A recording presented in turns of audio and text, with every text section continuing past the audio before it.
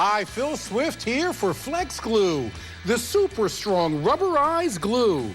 Flex Glue's a powerful adhesive with amazing instant grab. It locks into place and it holds on tight. Flex Glue acts like a magnet.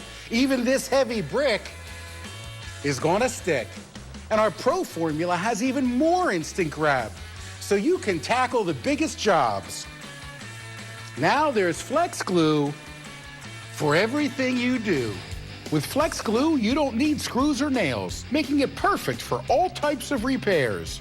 Not only does Flex Glue have amazing instant grab, but it actually gets stronger over time. And once it reaches maximum strength, Flex Glue can easily lift over 1,000 pounds. Indoor and outdoor projects, virtually any material in all conditions. Wood, glass, tile, and metal, Flex Glue is so strong, it even works underwater. So you can apply Flex Glue underwater, and it even dries underwater. This rubberized adhesive is UV resistant and totally waterproof. To show you the power of Flex Glue, we took all these parts and Flex glued them together and built the Flex Glue Monster 4x4. Slamming into giant logs and rocks, Flex Glue's powerful bond withstands the shocks and holds this beast together.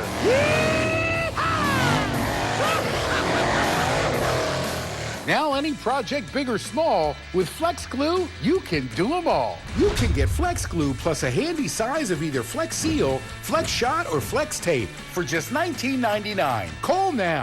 Thomas the Train Ross is here for Legend Auto Sales, one of Washington's largest independent auto dealers. With over 300 vehicles in stock, Legend has something for everyone.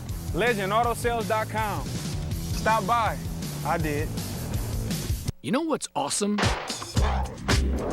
Gig speed internet. You know what's not awesome? When only certain people can get it. Let's fix that. Let's give this guy gig. Really? And these kids. And these guys. Him. Oh, hello. That lady. These houses. Yes, yes, and yes. And don't forget about them. Uh-huh. Sure. Still yes. Xfinity delivers gig speed to more homes than anyone. Now you can get it too. Welcome to the party.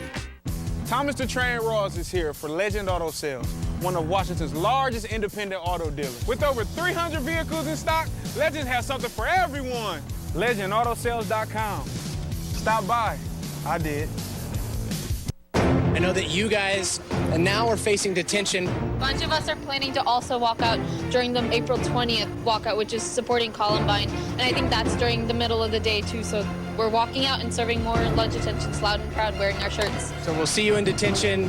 We'll see you at some more rallies, and then we'll see you in the voting booths. Definitely. You want us to serve detention with you guys. All right, coverage of detention coming up. Gotti Schwartz going to detention in high school. Gotti, thanks for talking to those kids for us.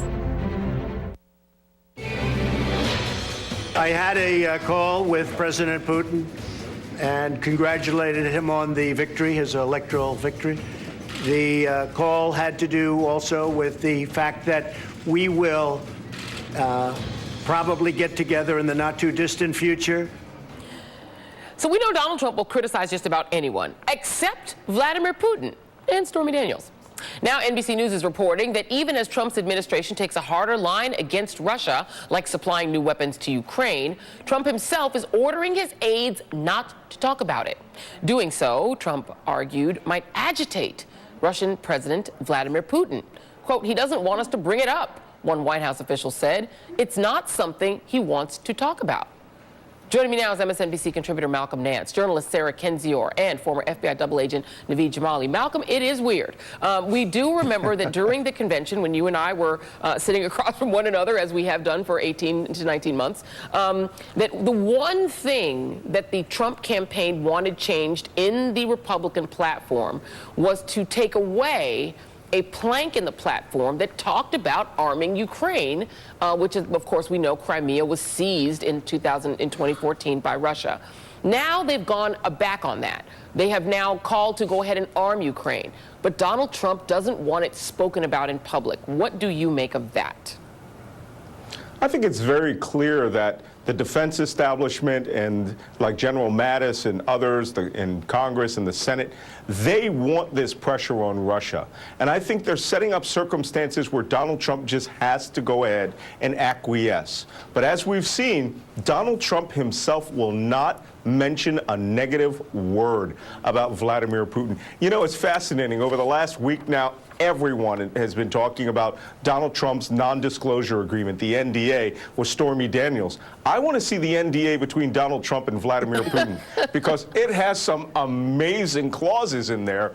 Even with Congress putting in sanctions, kicking out spies, Donald Trump will not say a negative word against Vladimir Putin. Yeah, it is interesting. It is fascinating. And, you know, Sarah, during the, there's a news story coming out that says, and it's an NBC News story that talks about some of the court filings that are coming out from Robert Mueller, that the FBI says that during the 2016 campaign, that same campaign, Trump campaign chair Paul Manafort and his, we know Manafort and Rick Gates were very much involved in the election that put the Ukrainian, pro-Russia Ukrainian government in place, that they were in touch with a Manafort associate who had an ongoing relationship with Russian intelligence. The filings also allege that Gates stated he was aware that Manafort associates had once been, that the Manafort associate had once been an officer with the Russian military intelligence, the GRU. And this is in the case of Alex van der Zwaan, a London-based attorney who worked for Manafort and who has already pleaded guilty to lying to Mueller's investigated and destroying documents. And this is the person who's identified in court docs as Person A. So you have, Sarah, direct ties between the campaign chairman and his deputy and this person who they knew was with the GRU. And now we have them going back on the very plank that that campaign reversed during the convention. What do you make of all this?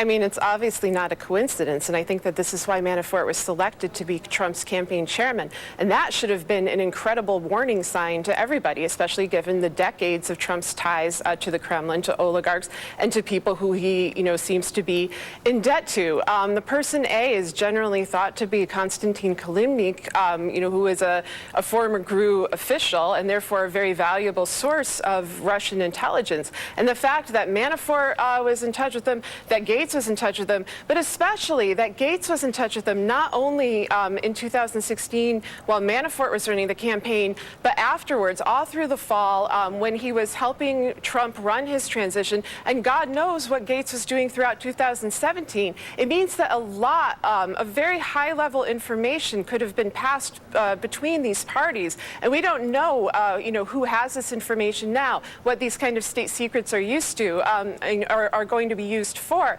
But, this is a very serious situation that, as I've said previously, is going to outlive the time that Trump is in office. This is a national security crisis. It obviously was won back in 2016, and I really wonder why nobody acted on it, given that all of this was happening out in the open, was reported at the time. Yeah, it is a valid question. And Naveed, you now have people who were connected either tangentially or really deeply to the campaign coming into the radar, under the radar of Robert Mueller. Just on Wednesday, a guy named Ted Malloch, who's kind of a conspiracy theorist who pops up on Alex Jones's show from time to time, who says he was an unpaid advisor to Trump's campaign, was stopped at Logan Airport, served a subpoena, then released. He says that he was asked about Roger Stone, our old friend Roger Stone, and WikiLeaks. Malloch is British and a friend of Nigel Farage, the Brexit guy. He has a book coming out in May called The Plot to Destroy Trump, How the Deep State Fabricated the Russian Dossier to Subvert the President.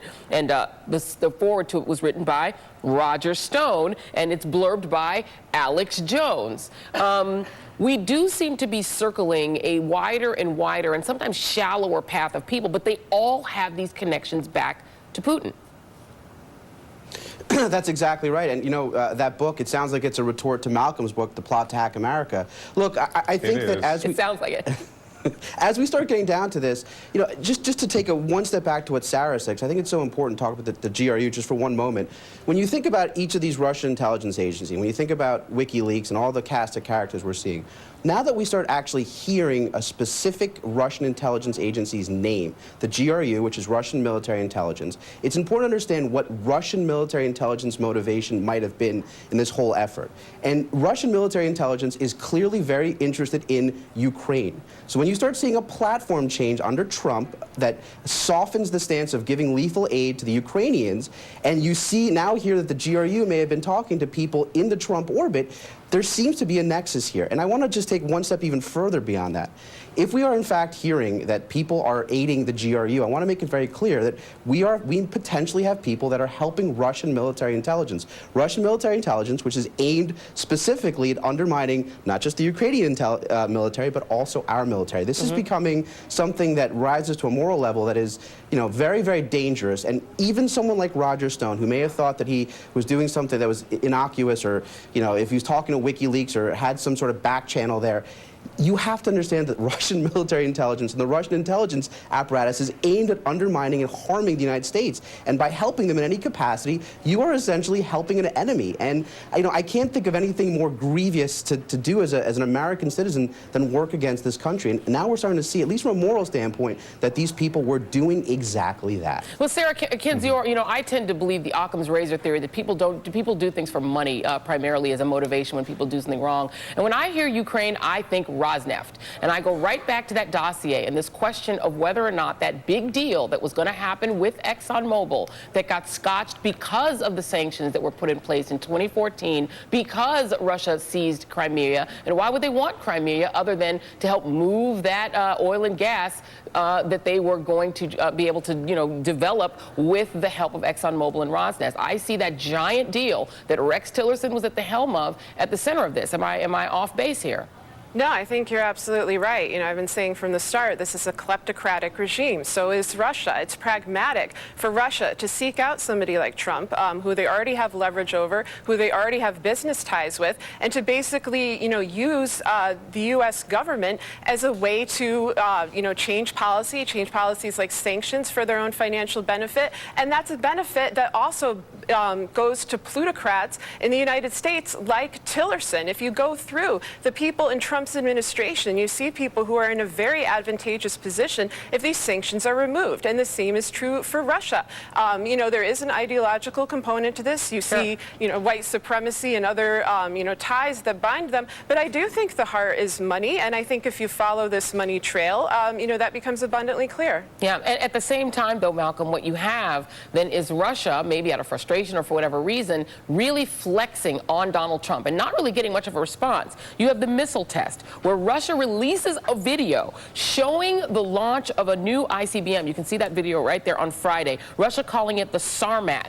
NATO has nicknamed it the Satan II. Pull quote from an NBC News story that Trump and Putin have a call in which Trump reportedly says to Putin, if you want to have an arms race, we can do that, but I will win. But here is Donald Trump talking about Vladimir Putin and a potential arms race on March 20th, describing that very call. We had a very good call, and I suspect that we'll probably be meeting in the not-too-distant future to discuss the arms race, which is getting out of control, but we will never allow anybody to have anything even close to what we have. Anybody? What about Putin? He won't mention his name, Malcolm. Let me speak for every intelligence watch officer that is watching this program right now. What is he talking about? There is no arms race. There is literally no arms race. These weapon systems have been in existence since the 50s. The Satan, the SS-18 Satan II intercontinental ballistic missile carries 15 multiple reentry atomic warheads. Trump isn't getting into any race with Putin. That's just him joshing and jiving while he's talking to the guy who pretty much controls him. Yeah, absolutely. And last word to you, Naveed Jamali. Do you think that Vladimir Putin at the Kremlin has something material on Donald Trump that keeps him so quiet? Every time I see Donald Trump speak about Vladimir Putin, I'm reminded of one of my kids sitting in the kitchen and they stroll in and said, I didn't do anything wrong. And you just know that everything that Trump says, he did something wrong. He's guilty as hell of something. What that is, we don't know, but we can all be certain that he is guilty of something, or at least he thinks he is. Yeah, he's got something or Stormy's got something. One of the two of them has something, it seems, maybe. Thank you to my panel, Malcolm Nance, Sarah Kendzior, Naveed Jamali. Thank you very much, A-Team. And up next, a sign conservatives know that they are desperately losing one of the biggest culture wars ever facing our country. A different kind of pope.